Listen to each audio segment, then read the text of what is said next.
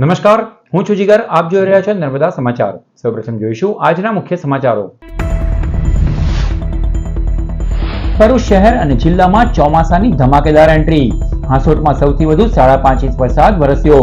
અન્ય તાલુકાઓમાં 1 થી 3 ઇંચ સુધી વરસાદ. ભરૂચના ઝાડેશ્વર ચોકડીથી તવરા સુધીના નિર્માણાધીન માર્ગની બદતર હાલતથી હજારો વાહન ચાલકો મહા મુશ્કેલીમાં. 1.5 વર્ષથી 23 કરોડના ખર્ચે બની રહેલા 4 લેનની મંથર કામગીરીની પ્રથમ વરસાદે જ હાલાકીનો પાર નહીં. રસ્તો વન વે કરાયો હોય સતત ટ્રાફિક જામ વચ્ચે વાહનોની લાંબી કતારો લાગી. ભરૂચમાં એસઓજીનું મેગા ઓપરેશન. 44 બાંગ્લાદેશી ઘૂસણખોરો ઝડપી પડાયા. પોલીસ હેડક્વાર્ટર્સમાં પૂછપરછ શરૂ કરાઈ.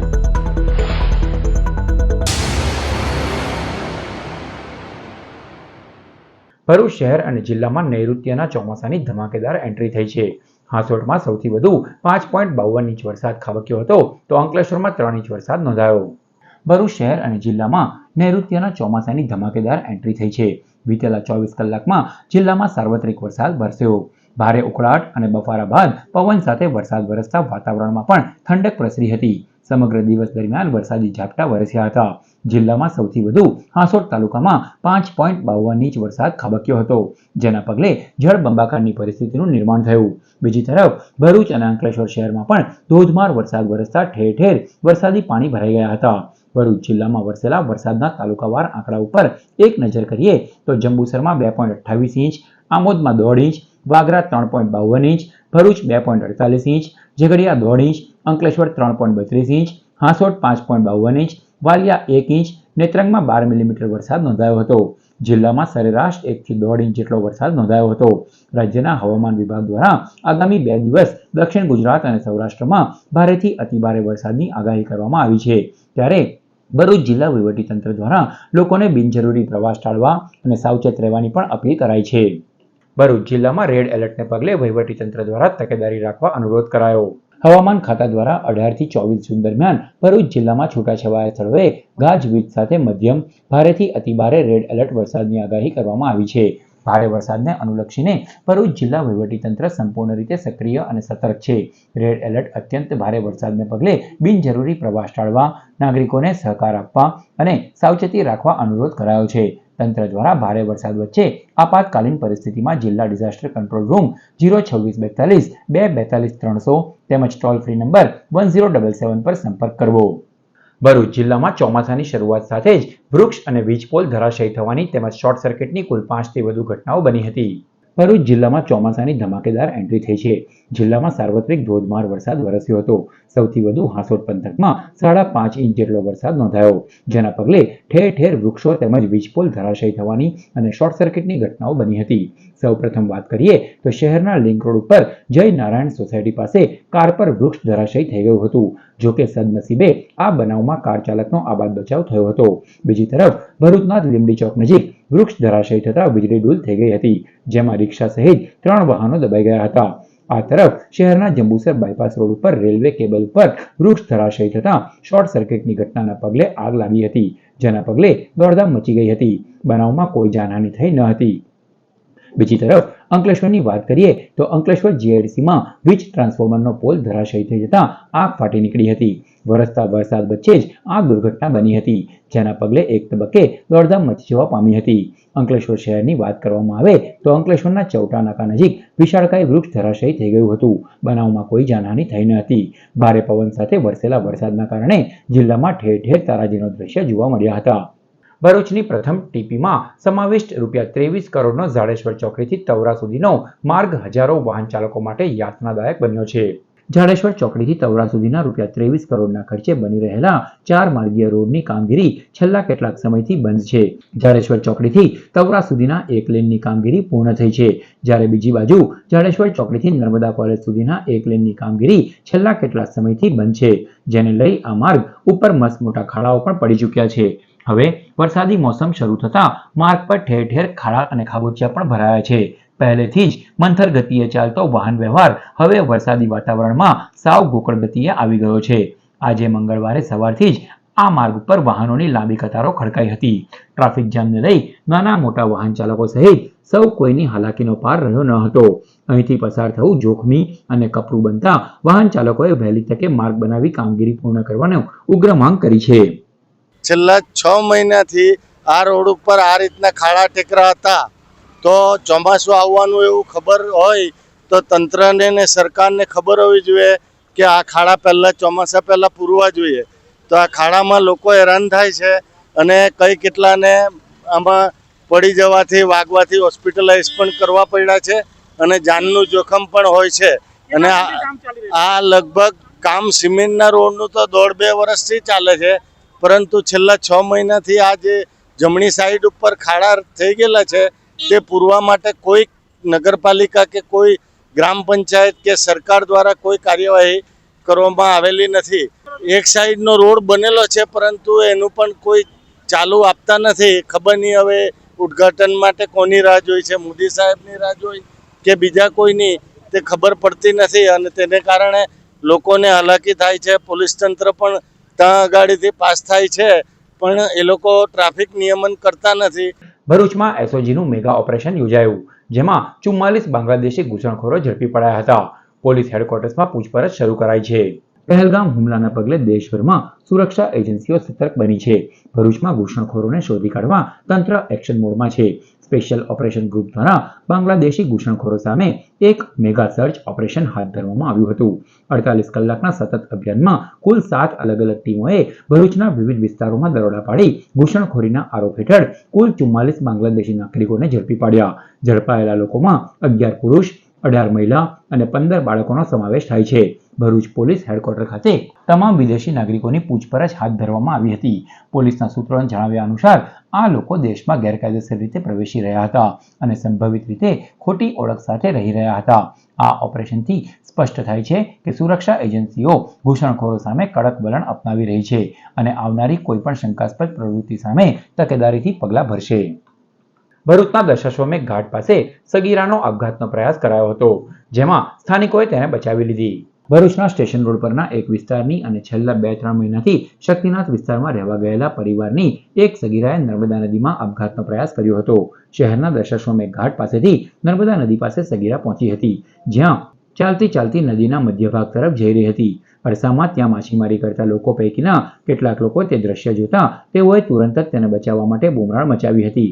જોકે સગીરા નદીમાં અંદરની તરફ જવાનું ચાલુ રાખતા એક યુવાન તુરંત જ તેની પાછળ નદીના કાદવમાં પડી તેને બચાવવા દોડી ગયો હતો. સગીરાને પકડીને બહાર લઈ આવ્યો હતો.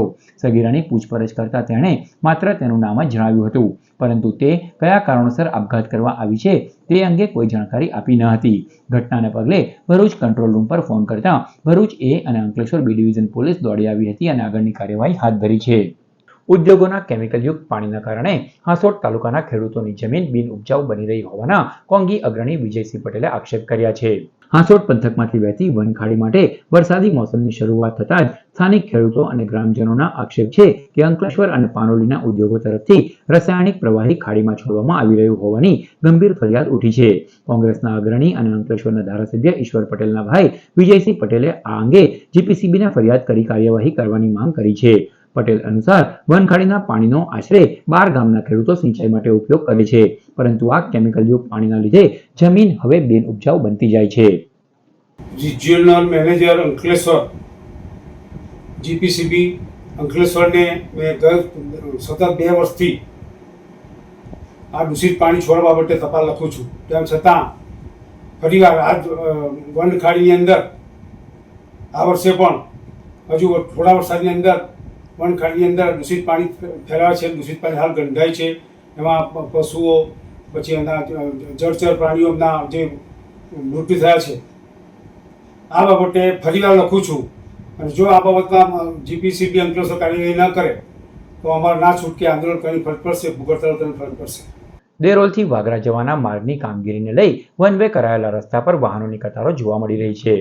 ભરૂચ જિલ્લામાં વરસાદની મોસમ શરૂ થતાં જ વાહન ચાલકો, રાહદારીઓ અને લોકોને આપદા શરૂ થઈ ગઈ છે. જિલ્લામાં ઠેર ઠેર ચાલતી માર્ગની કામગીરીને લઈ વાહન ચાલકો મુસીબતમાં મુકાઈ રહ્યા છે. દેરોલથી વાગરા જવાનો રસ્તો પણ હાલ બની રહ્યો છે. રસ્તાની કામગીરીને કારણે વન વે કરવામાં આવ્યો છે, જેને લઈ વરસાદી વાતાવરણમાં આજે મંગળવારે વાહનોની કતારો જામી હતી. આ માર્ગ પરથી કંપનીની લક્ઝરી બસો, અન્ય વાહનો અને ભારે વાહનો પણ પસાર થતા હોય રસ્તાની કામગીરી વહેલી તકે પૂર્ણ કરવામાં આવે તેવી સ્થાનિકો સહિત વાહન ચાલકો માંગ કરી રહ્યા છે. વાલિયા ઝઘડિયા માર્ગ ઉપર વૃક્ષ ધરાશયી થતા વાહન વ્યવહાર બંધ થતા વાલિયા પોલીસ મથકના જવાનોએ વન વિભાગની ટીમ સાથે મળી વૃક્ષને માર્ગની બાજુમાં ખસેડી સરાહનીય કામગીરી હાથ ધરી. વાલિયા પંથકમાં પવનના સુસવાટા સાથે ખાબકેલા ભારે વરસાદને પગલે વૃક્ષો ધરાશયી થવાની ઘટનાઓ સામે આવી હતી. ત્યારે વાલિયા ઝઘડિયા માર્ગ ઉપર વૃક્ષ વન વિભાગની કચેરી સામે અને નીલકંઠ સોસાયટી પાસે મુખ્ય માર્ગને અડીને આવેલા 2 વૃક્ષો ધરાશયી થવાની ઘટના સામે આવી હતી. જેને પગલે મુખ્ય માર્ગ ઉપર પણ બંને તરફ વાહન વ્યવહાર બંધ થઈ ગયો હતો.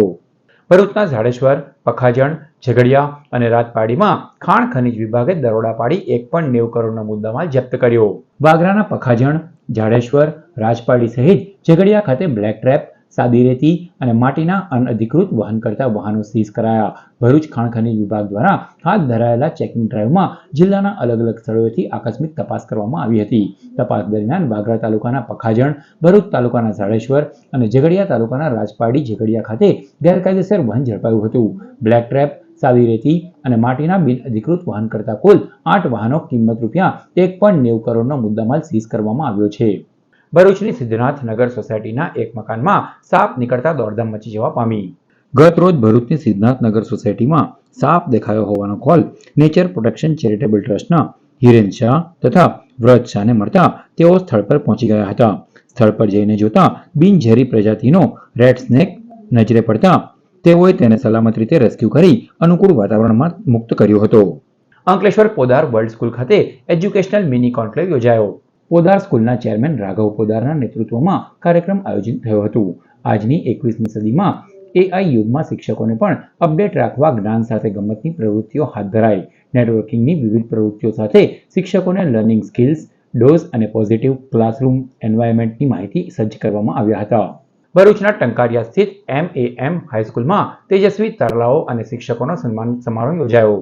ટંકારિયાની MAM હાઈસ્કૂલમાં શ્રેષ્ઠ દેખાવ કરનાર KG થી ધોરણ 10 સુધીના બાળકોનો ઇનામ વિતરણ કાર્યક્રમ તથા શ્રેષ્ઠ શિક્ષક સન્માન યોજાયું. કાર્યક્રમમાં જનશિક્ષણ સંસ્થાન ભરૂચના નિયામક ઝૈનુલ આબિદીન સૈયદ અને ઇબ્રાહિમ વડિયા ઉપસ્થિત રહ્યા હતા.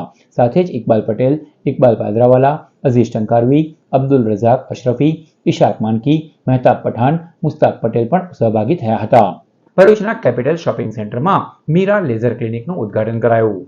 ભરૂચના 5 વત્તી વિસ્તારમાં આવેલ કેપિટલ શોપિંગ સેન્ટર ખાતે મીરા સ્કિન, હેર અને લેઝર ક્લિનિકનું ભરૂચના senior MD physician doctor Ketan Doshi દ્વારા રિબિન કટિંગ કરી ઉદ્ઘાટન કરવામાં આવ્યું હતું.